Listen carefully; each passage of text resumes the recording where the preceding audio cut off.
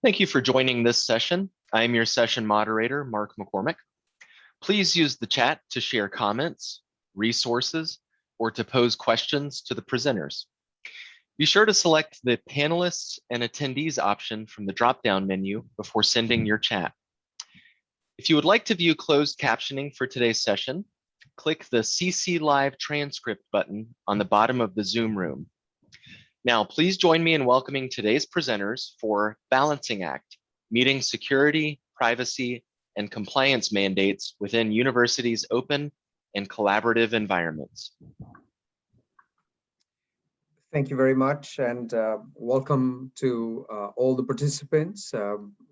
My name is Sanjeev Verma. I'm chairman and co-founder of PreVeil, an end-to-end encrypted email and file sharing company. And we're honored to have the opportunity to share with you some enormously important trends on security and compliance, and more importantly, how to bring those together. So I think as many of you have been watching, we are living through an extraordinary time where the US federal government, including the Department of Homeland Security, were breached and thoroughly breached, and another 30,000 companies breached through Microsoft Exchange server breaches. And it doesn't come as a surprise that a key trend now is that not just the federal government, but higher education is a priority cyber target for nation states and ordinary criminals. This is leading to a very important trend, which is increased compliance regulation. And it's a trend that's here to stay. You are now seeing Department of Education demanding financial aid data be protected, defense research, certainly medical and hospital information, and privacy mandates. And more importantly is the recognition that these there are fundamental flaws in our security systems and systems that we use to communicate that are leading to these attacks. And so academia and the National Security Agency about 5 years ago had shifted the focus from what are increasingly perimeter-based systems that think about them as systems where you try to ensure that the bad guy doesn't get to the information. Think of them as walls protecting the information. That's how the current IT systems work. And so the NSA and academia moved towards saying that, look, these systems don't work, and we need to work on zero trust systems which assume that the attacker is going to get through and still protect that information. And in response to the attacks that took place, President Biden has now issued an executive memo saying that agencies must move towards zero trust systems, and the NSA is again giving strong guidance to move to these. And so while all these apply to universities, these are sort of complex and challenging tasks, and you got to balance them with the basic mandate of open collaboration and simplicity and affordability. So the purpose of this webinar is to say that yes, these are complex challenges, but there are ways to bring these together and make them simple. And that's what we will attempt to do with our distinguished speaker panel. Raluca Ada Popa is a professor at UC Berkeley, one of the world's top security experts, got her PhD at MIT, where she won the best doctoral thesis and is recognized as MIT's 35 under 35 to watch. She's going to speak to us about the zero trust security and how to bring it to universities. Shannon Price is IT director at Auburn University, responsible for security and compliance, and a practitioner, and we'll be hearing his perspectives on how these things are actually implemented in reality.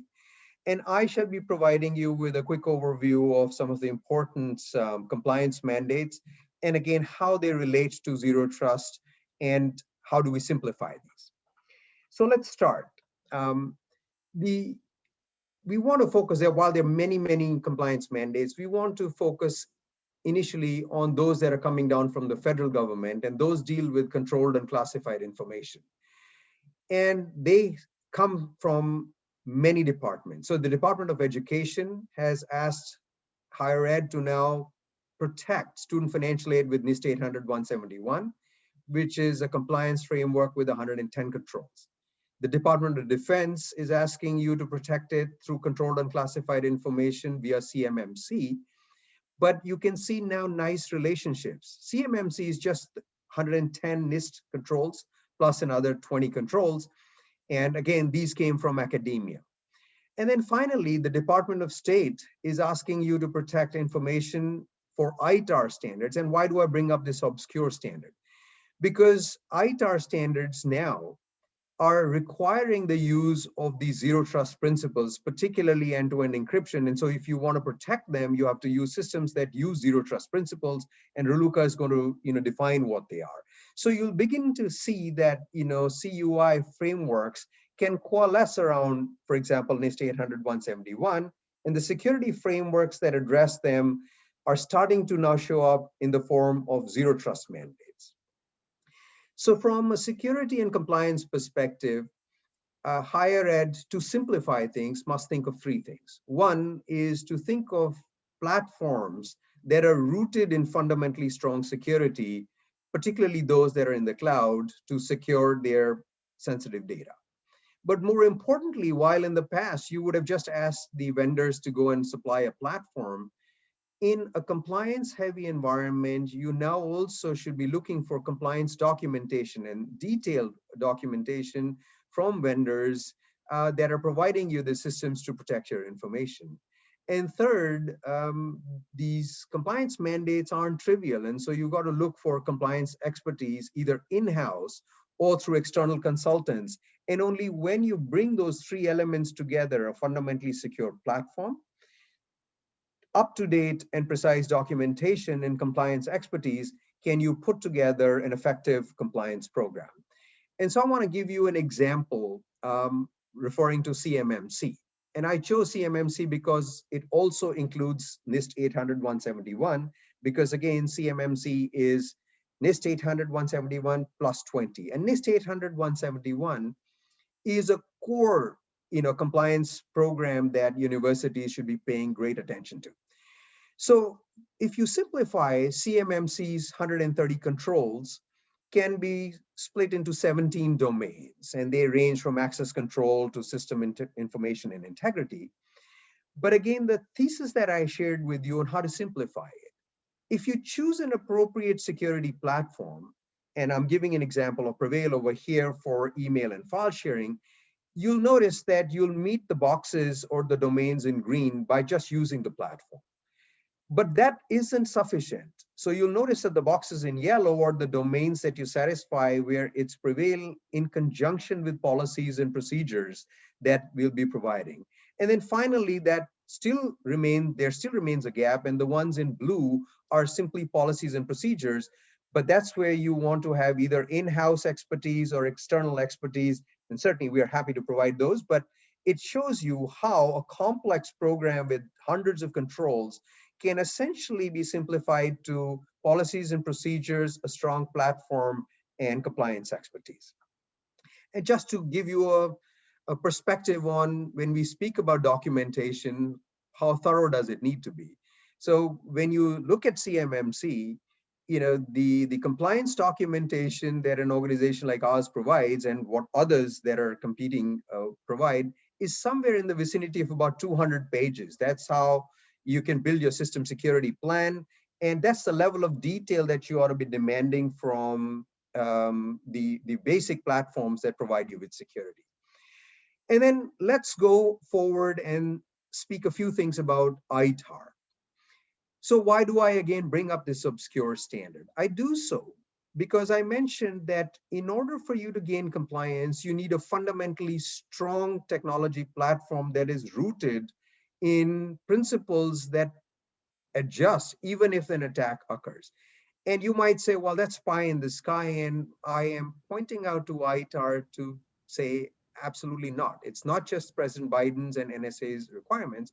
But now, if you want to put ITAR data in the cloud, the only way you can do it is to use end-to-end encryption so that the cloud provider can't see anything. You have to ensure that the cloud provider has access to no keys, access codes, etc. Again, with the assumption that even if the cloud is breached, nothing bad happens. and you got to use, approved encryption standards, particularly FIPS 140-2. And these three simple rules are, as Raluca is going to describe to you, at the core of what zero trust communication systems are. So when you hear zero trust, it's not just rolling your eyes and saying, my God, there's yet another thing to deal with. And we do understand that the tendency to roll our eyes is absolutely justified, but to recognize that those principles can be simplified and indeed are now part of compliance mandates. So that ought to give you some understanding of, the important compliance mandates. And certainly, you got choices over here. Certainly, PreVeil is one with electronic mail and file sharing for your NIST 800 and CMMC and ITAR solutions. And you got, again, capable systems from Microsoft, such as GCC High. The differences between these systems are GCC very capable, but it's a very heavy lift to go and deploy. And again, the security is predominantly centered around perimeter defense, whereas PreVeil is a very, very simple system to deploy, often in hours to a day. And it is rooted in the modern principles of zero trust and end-to-end encryption. And to explain what they are, I'm going to hand it over to Raluca, who again is at the forefront of research, which is now being again reflected in President Biden and the National Security Agency's requirements, and a professor at UC Berkeley. So over to you, Raluca, to explain what zero trust security is. Thank you, Sanjeev, and hello, everyone. I'm going to share my screen right now. Sanjeev, you should stop sharing. Yep. Thank you.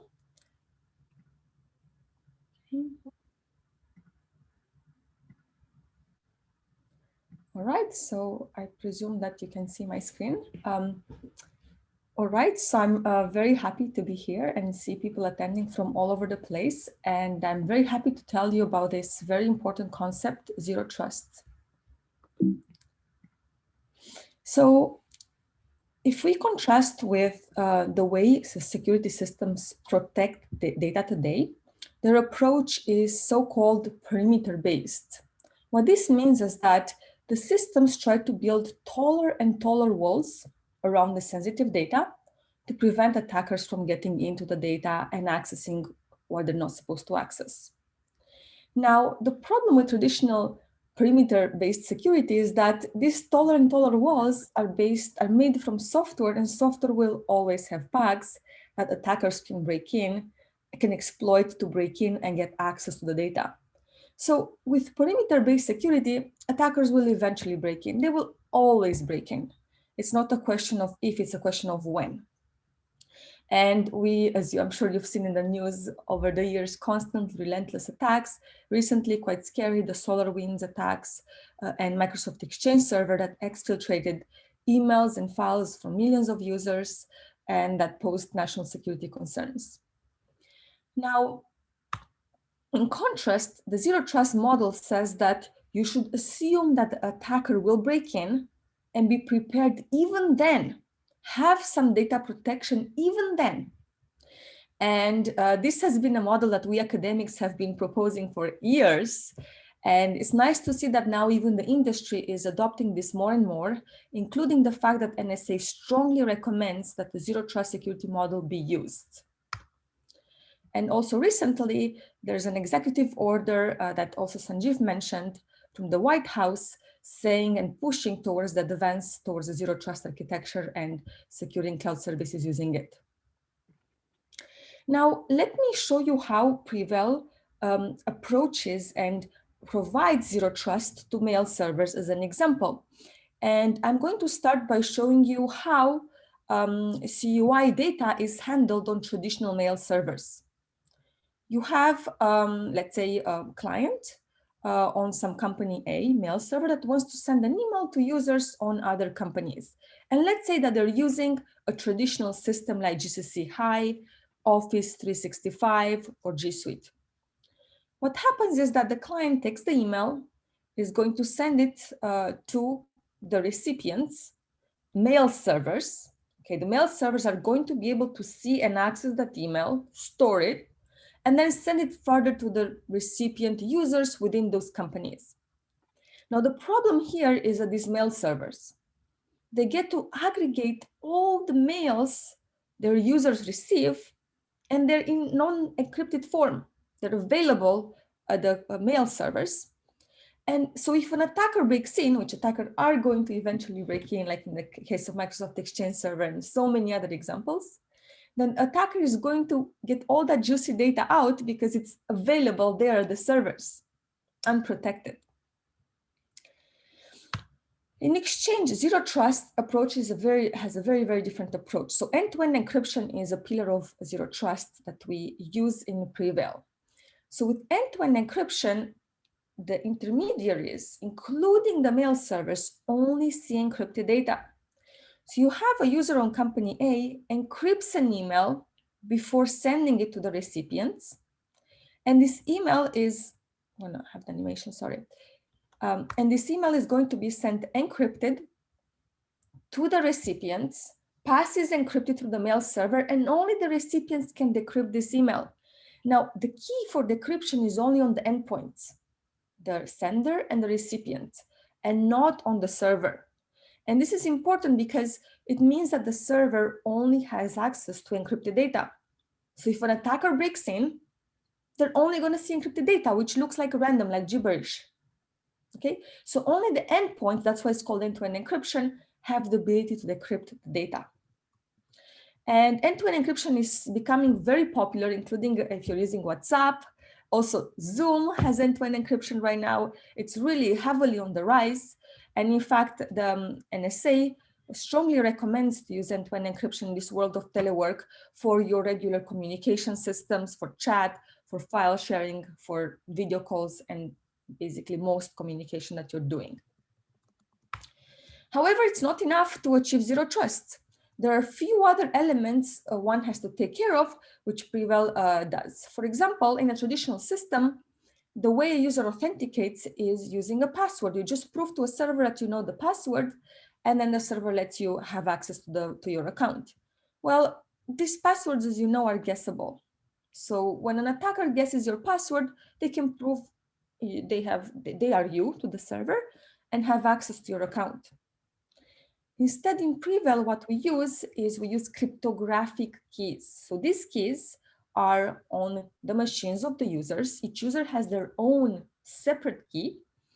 And these keys are large and have a lot of randomness in them that it is very, very hard to guess them. In fact, I like to give to my students the analogy that there are more such cryptographic keys than there are atoms in the universe. This is why the attacker cannot guess such keys, so it cannot, as a result, get the data from the server and decrypt it without the key. We're still not done because there's a very important piece here is the administrator. As you know, in many traditional systems, the administrator has access to the whole system, to the whole data. They have access to, access the data, they can change people's passwords and basically do a lot of sensitive operations. And while we like and love our administrators, an attacker can hack an administrator account, and that has happened many, many times. And when it does so, it then gets all this power and privilege of the administrator and can exfiltrate all the data and do a lot of bad things.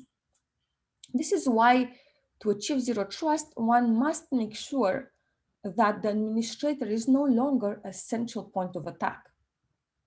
So in PreVeil, what we do is we distribute the trust across the groups of administrators, and we call this an approval group. For example, consider that some user lost their private key and they can no longer access it. Now, we have a group of administrators, the admins, who have a piece of the user's key.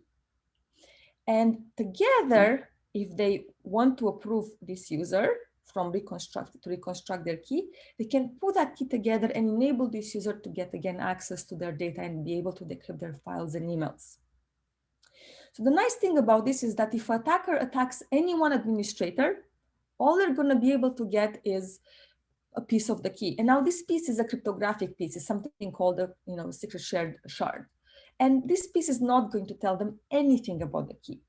You really need all the pieces to reconstruct the key. So there's no longer a central point of attack. So there's a zero trust in the administrator. Now, finally, another very important piece is to be able to verify identities in your system. In a traditional system, you have the wide internet to which all these organizations are connected, and you also have the attackers connected. So an attacker can send an email to the organization pretending it's from a customer, and we know that there's a lot of phishing emails, and we know that they cause a lot of trouble. For example, the administrator might do some sensitive action on top of the customers. So that's why in PreVeil we control and verify the identity in a cryptographic way by creating something called a trusted community. This creates a safety zone between the relevant organizations within which if an employee in an organization receives an email from a customer, they can really make sure it comes from that customer. And emails from the outside will be detected as being not secure, not valid, not trustworthy. And similarly, by mistake, some employee cannot send sensitive data outside. So these were 4 principles using which PreVeil achieves zero trust for emails and file sharing. And I would like to say that we're happy that, as an example, a defense contractor achieved near perfect NIST 800-171 score in the Department of Defense audit using PreVeil Zero Trust platform. And as Sanjeev said, Zero Trust can transform cybersecurity for higher education, providing much stronger security. But not just that, it provides a strong foundation for compliance. By having end-to-end encryption, by having Zero Trust in all these various ways, it is much, much easier to comply with the various regulations that Sanjeev mentioned because of the stronger security. So you get both stronger security and ease of compliance. Right, so that was a summary of the Zero Trust principle and how to achieve it. And now I'm going to let Sanjeev introduce Shannon. So I think, Shannon brings a unique perspective as a practitioner and really has a lot to share with the community on how these things come together, the compliance mandates, the security mandates. And so over to you, Shannon, to share your own perspectives and experiences. Thank you, Sanjeev.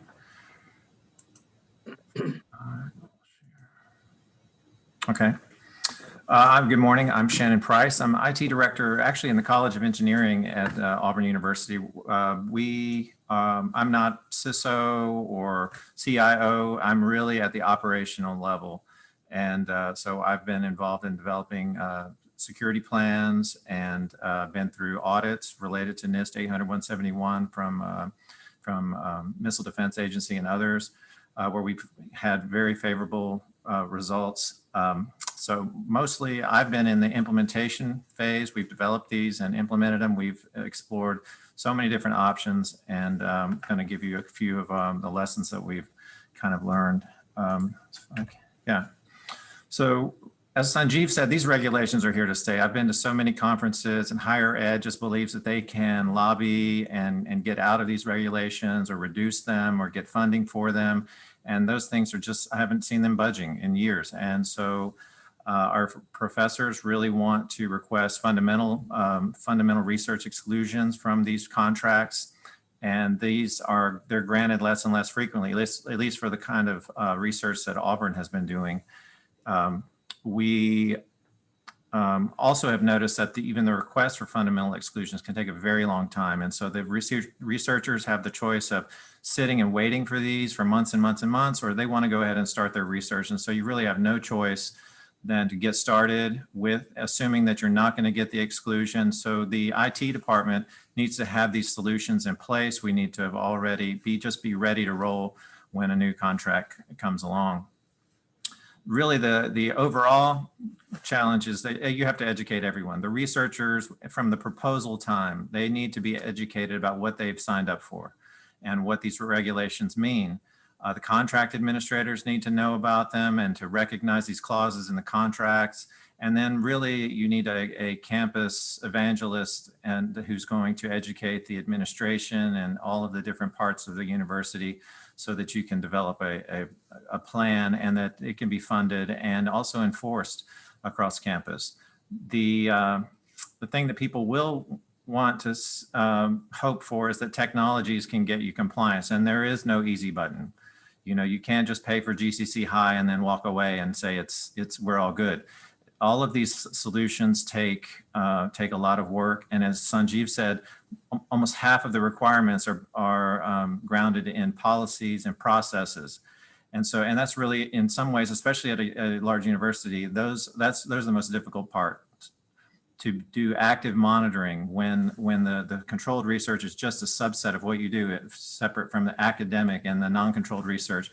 You know, trying to do active monitoring where you are short-staffed and your university is spread out over numerous buildings, numerous locations, is very difficult. Having a mature incident response team and a incident response plan needs to be there, and that has to be developed in policies. And we all know how policies are very difficult to develop and to implement and carry on in academic institutions.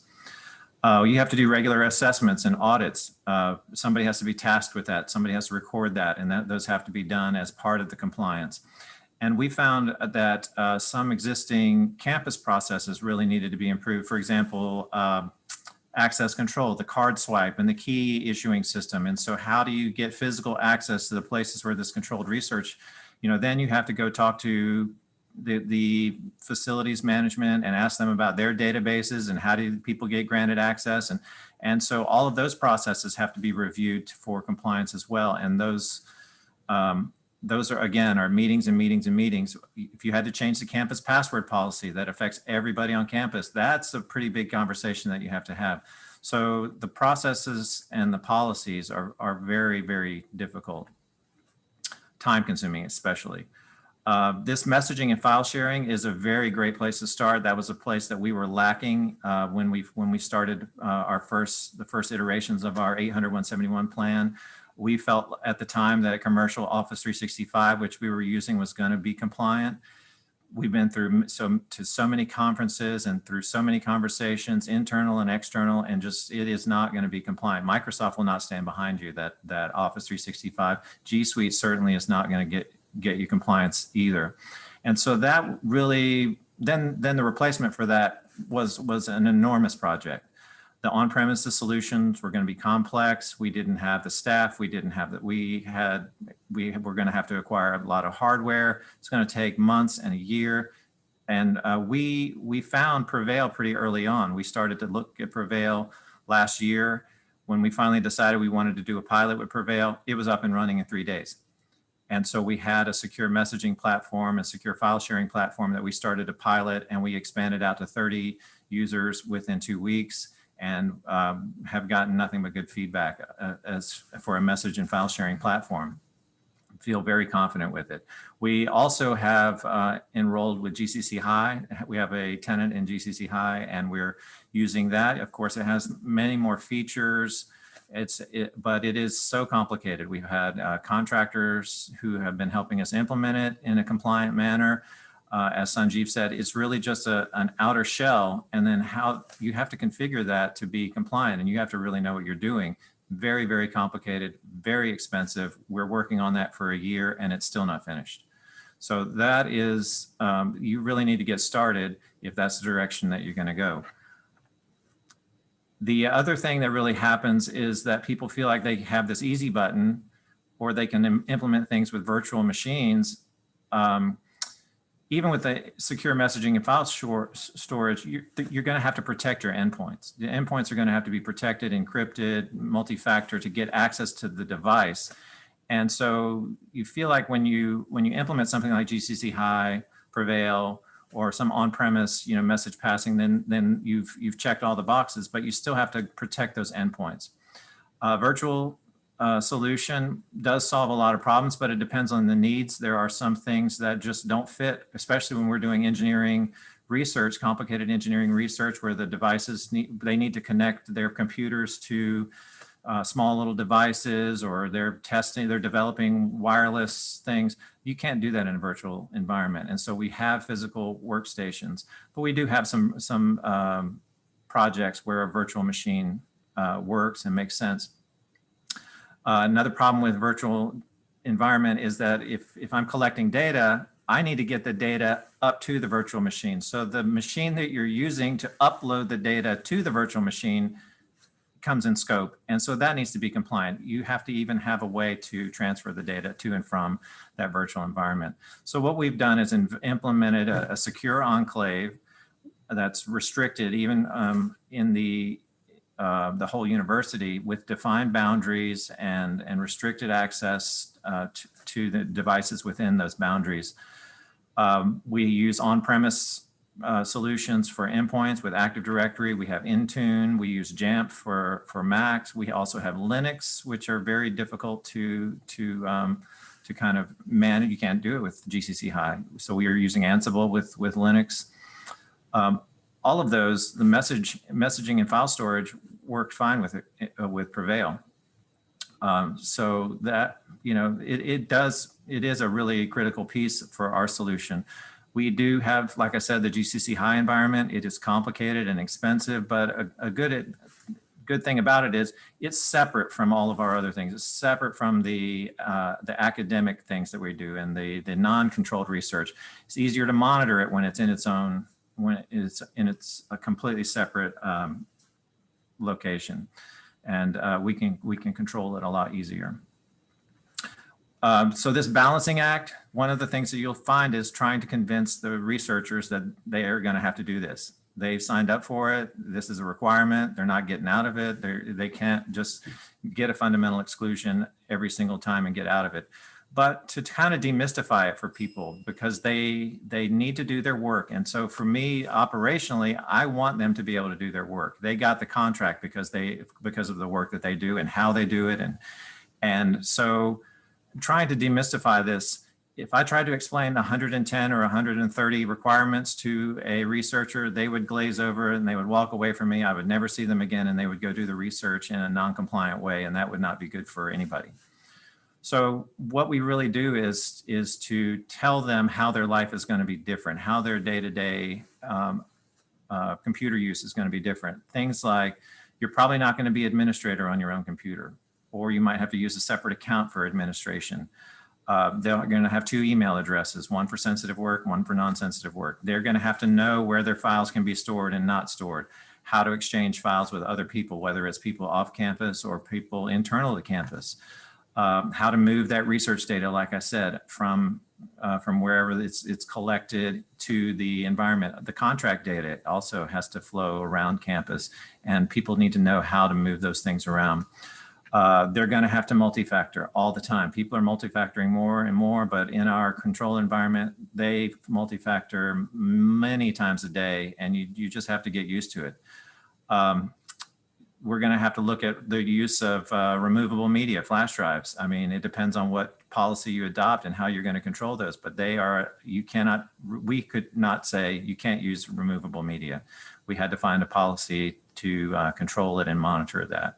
And of course, people are going to have to do recurring training. They're just going to have to keep up and check off and have certification that they completed the training. So when you boil that down to, you know, out of the 110 requirements, which things affect me, it's a little easier to swallow. And we're going to be here to support you, and they don't have to do it themselves. And so that's really, to me, the way that we keep it balanced. We keep them working on the things that they're good at, and we step up and take up the requirements and provide the solutions. And they don't need to know about the way that PreVeil is working and why it's innovative, and they just have to use it. Thank you.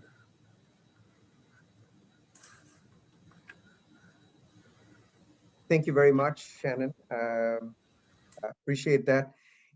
I'm just going to take another just 2 minutes to quickly show you what a user sees when they use systems, again, like ours or GCC, but certainly, you know, PreVeil. So with that, I'm going to show you first electronic mail. So here's basically your inbox. If you happen to be using Office 365, here's the user Alice. This is our inbox. Regular emails come in and you get them. When you join PreVeil, with a single click, it adds a second encrypted inbox.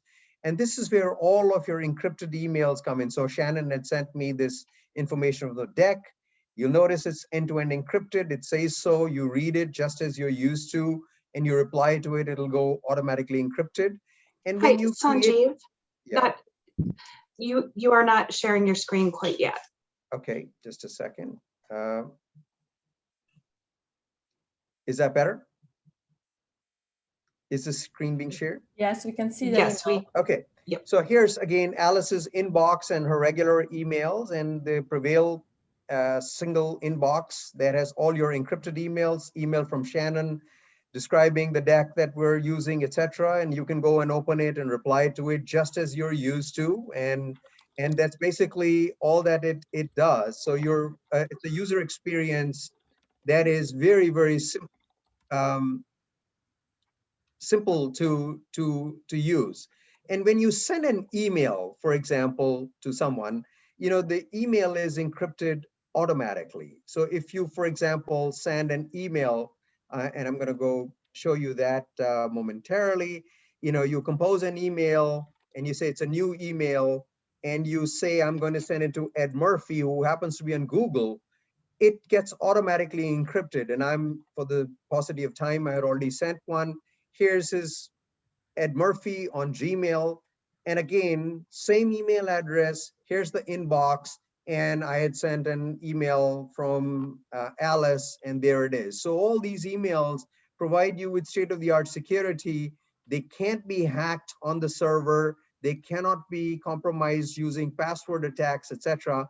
And so there you have it. And then finally, let's take a look at file sharing over here. And again, for the sake of simplicity over here, I am going to do a very, very quick demonstration of file sharing. And file sharing is basically just a folder. So if you basically have a folder, you can create subfolders in there. And sorry, I am doing a bad job with my windows over here. But here's my file sharing system. Here's the folders. You got a folder, you can drag and drop something in there, it automatically gets encrypted. And if you want, you can share this. You can basically go right click and say share. It opens up a sharing menu. You can go and collaborate on the document. You can figure out, here's the folder. I want to share this thing, who you shared it with. You can set permissions. And if you want, you can basically, also unshare this, or if you want, set a time limit for, how long you want to go share this thing. So it's a really simple system. If you know how to use a Dropbox or Box, etc., you can do the same thing with PreVeil. And it gives you, in essence, the ability to go and share and so forth and send messages. And more importantly, for things like, student financial aid data, PreVeil is a freemium system, so students, etc., can join whether on Google or on Outlook or right from their computers, and they can join for free. That's the important part. So it makes it really simple, and the joining occurs in about a minute. So that's something that I just wanted to kind of show you very, very quickly. And then finally, the admin controls, everything is logged from a compliance perspective. You can see down to the user level, etc. I'm not going to go and give you a full, demo over here, but I wanted to basically kind of give you a perspective on the system and to obviously say that, all these things are all available on mobile devices, etc. And so over to the audience now for questions.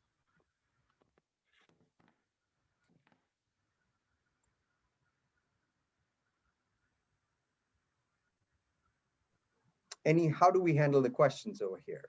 Here, Sanjeev, I will go ahead and manage the questions. I'll just take them and repeat and call them out to you. Fortunately, a lot of the questions got answered in real time. We can still read them. I think it's good for the benefit of the whole audience to still read them and discuss them. All right, so why don't we start at the top with one of the first questions that we had.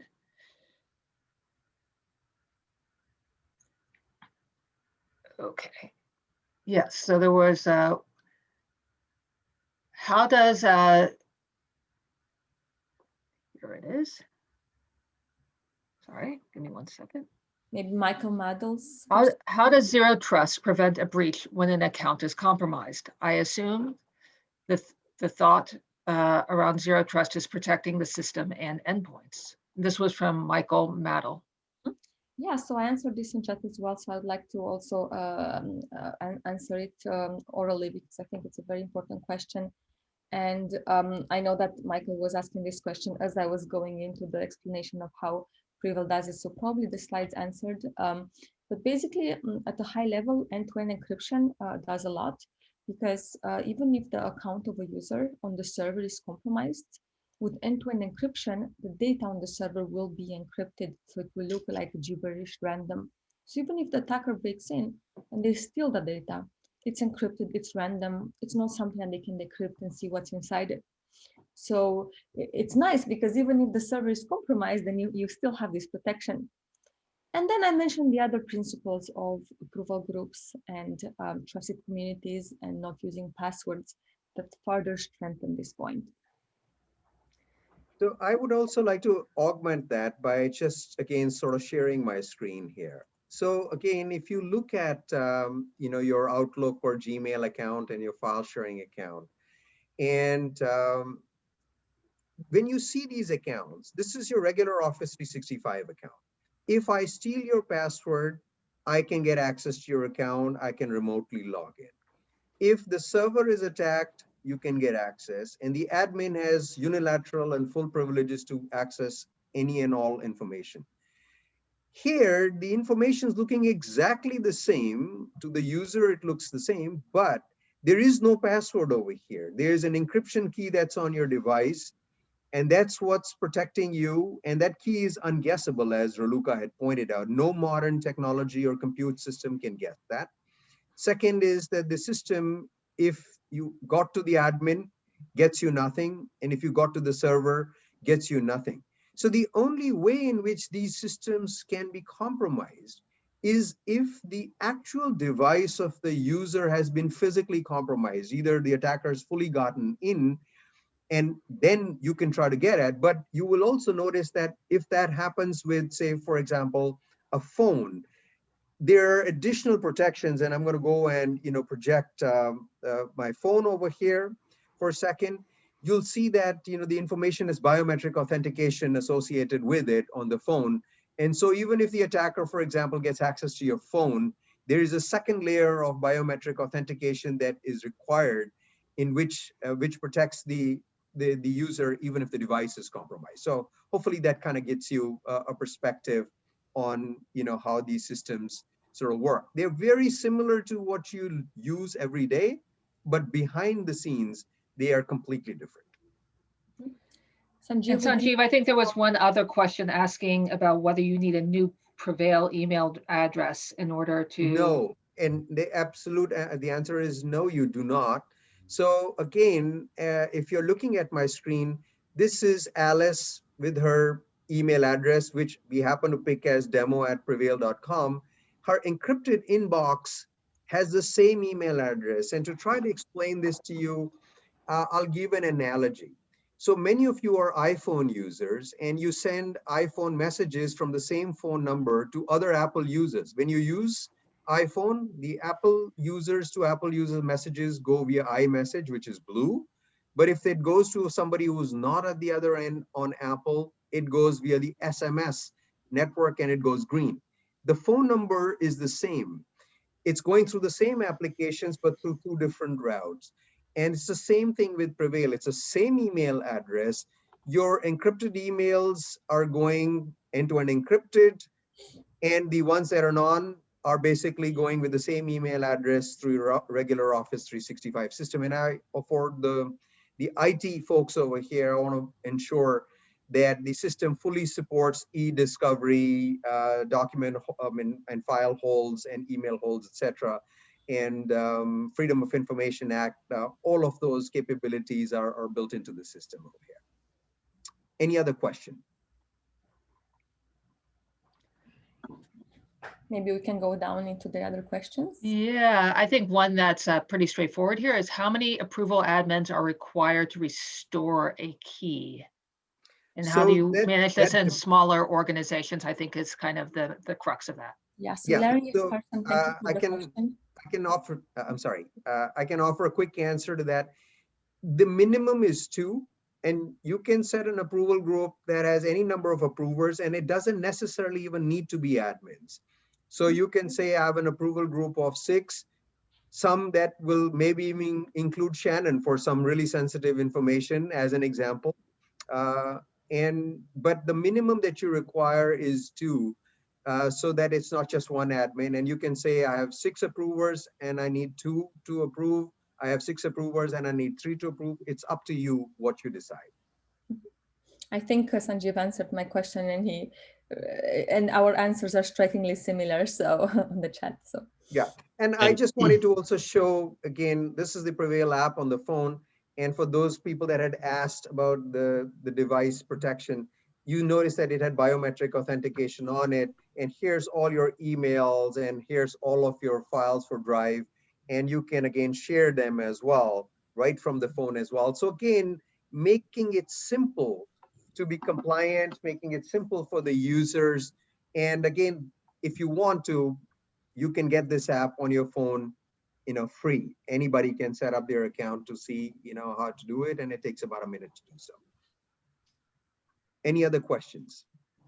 And Yeah, sorry, go ahead. we are at time, actually a minute over time Okay. for the session. So unfortunately, we'll have to end the session here.